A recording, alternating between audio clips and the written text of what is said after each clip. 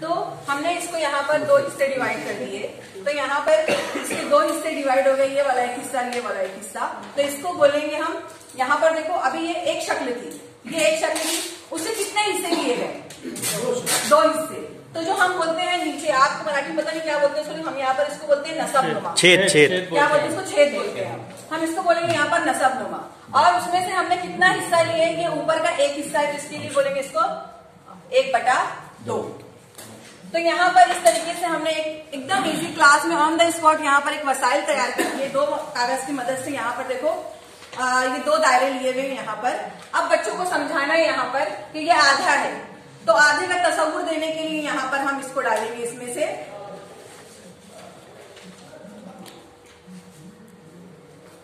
पहले यहाँ बताएंगे हम कि ये था पूरा। अब हमने बच्चे को दी आधी रोटी, तो यहाँ पर इसको यहाँ पर बताएंगे हम। देखो ये रंग किया हुआ हिस्सा यहाँ पर कितना है? ये आधा। ये जो वसाइल बनाए ये हरकत करता हुआ वसाइल है। अब अगर बच्चे को बताने कि हमने इस बच्चे को 4 टुकड़ों में बांट दिए, इस रोटी को हमने क्या किए? 4 टुकड़ों में बांट दिए। तो 4 टुकड़ों में से हमने एक ही टुकड़ा किसी को दिए हुए हैं यहाँ पर। तो यहाँ पर हम इसको वापस से डालेंगे इसमें। और यहाँ पर देखो अभी कितना है? ये एक ही टुकड़ा है। अब यहाँ पर, तो इसको यहाँ पर हम लिखेंगे कि 1/4। अब इसको अगर वापस से हमको इसको बताना है यहाँ पर, तो इसको यहाँ पर वापस से हम इसको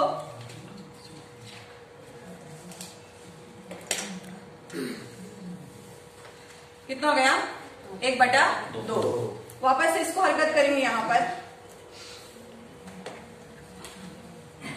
3/4। उसके बाद में यहाँ पर इसको हम निकाल देंगे, तो ये वापस से कितना हो जाता है? पूरा। तो मतलब इजीली हम क्लास में बच्चों को कसर बोलना किसको कहते हैं? कसर बांटने को कहते हैं कसर। तो यहाँ पर हमने 1/4 मतलब पाव, 1/2 मतलब आधा, और 3/4 मतलब पौन। अब उसके बाद में अब बच्चों को बताना है कि आप कसर लिखेंगे कैसे। बच्चों को पता नहीं रहता है, तो हम समझाते हैं बच्चों को कि यहाँ पर जो ऊपर रहता है बच्चों, इसको बोलते हैं शुमारे को निंदा, और इसको नीचे बोलते हैं नसबनुमा, छेद कहते हैं इसको। तो अब इसको अगर हम एक शक्ल दिए हुए हैं और बच्चों को बोले यहाँ पर कि बच्चों बताओ, अब आपको कसर आपको खुद लिखना है यहाँ पर। तो वैसे ही हमने इसको बैक टू बैक इस्तेमाल किया इसको यहाँ पर।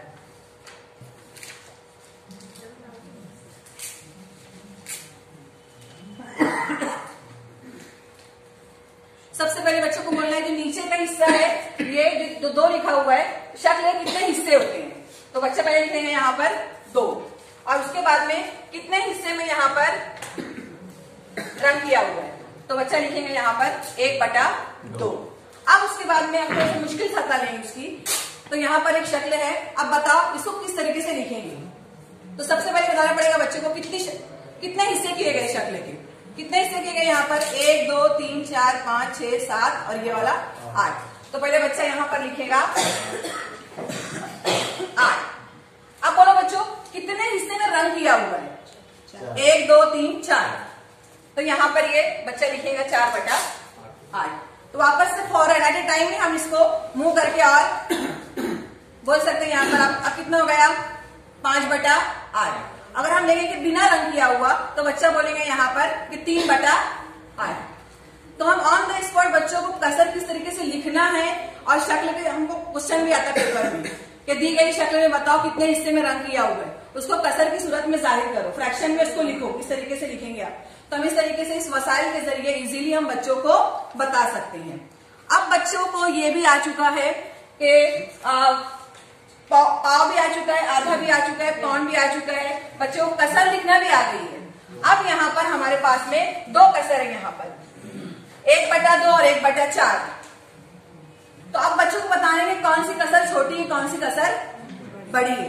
तो हम उसकी एक मिसाल लेंगे यहाँ पर।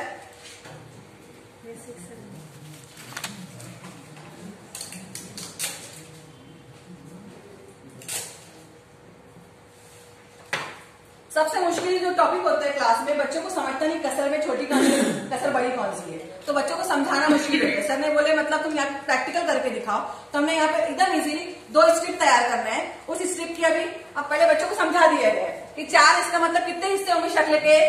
4 हिस्से होंगे। तो हम पहले से उसके कितने हिस्से कर दिए? 4 हिस्से।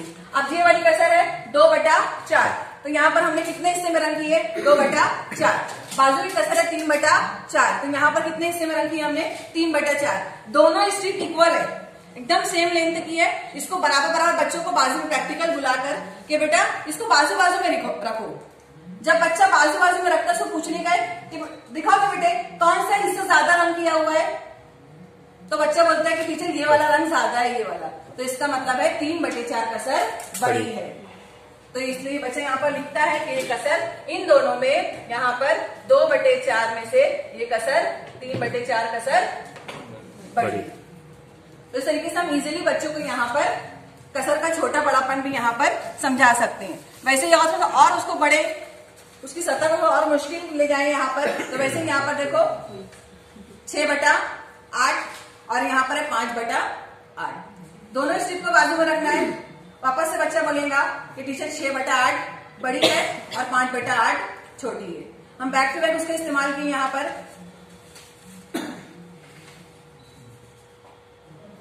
2/3, 1/3, दोनों में कौन सी कसर बड़ी है? 2/3 बड़ी है, 1/3 छोटी है। तो यहाँ पर हमको बच्चों को बताना है कि हम इस तरीके का इस्तेमाल कब तक कर सकते हैं? जब कसर का नसब नुमा, जो आपका छेद बोल रहा है मराठी में, जब दोनों का छेद इक्वल रहेगा तभी हम इस तरीके का इस्तेमाल क्लास में कर सकते हैं। 6/8 6/8 बड़ा है, 6/8 बड़ा है। हाँ 6/8 बड़ा है इससे 5/8 से बड़ा है ना सर? बरोबर सर, छेद समान है ना? छेद समान है ना? छेद समान असल्या यानी ज्यादा हिस्सा यूज किया गया होगा। एक में से 6 और एक में से 5 divided by 8, 6 divided by 8, 6 divided by 8 हुआ 0.75 और 5 divided by 8 हुआ 0.625।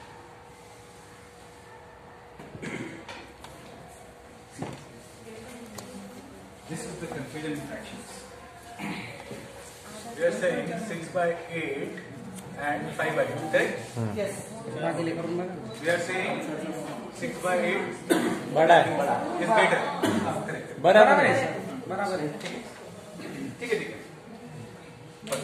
बराबर है सर, बराबर है।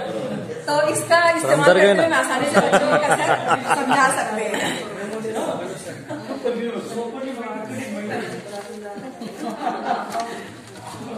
तो इस तरीके से हम ऑन द स्पॉट बच्चों को फ्रैक्शन समझाने के लिए क्लास में ही जो वसाइल अवेलेबल है फौरन उसका इस्तेमाल करते हुए हम पहले स्टार्टिंग फ्रैक्शन किसे कहते हैं फ्रैक्शन, उसके बाद में फ्रैक्शन का यूज करते हुए कसर कैसे लिखेंगे आप, फ्रैक्शन कैसे लिखेंगे, उसके बाद में क्वेश्चन जो आते हैं कि दी गई शक्ल में बताओ कितना हिस्सा रंग किया हुआ है, उसके हिसाब से कसर लिखो।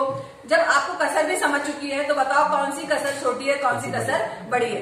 उसकी मिसाल यहाँ पर हम और ले सकते क्लास में, जो हमको क्लास में 5th स्टैंडर्ड में हमारा जो लेसन है कसर का, फ्रैक्शन का, उसमें हम एक मिसाल दी हुई है। Madam come here.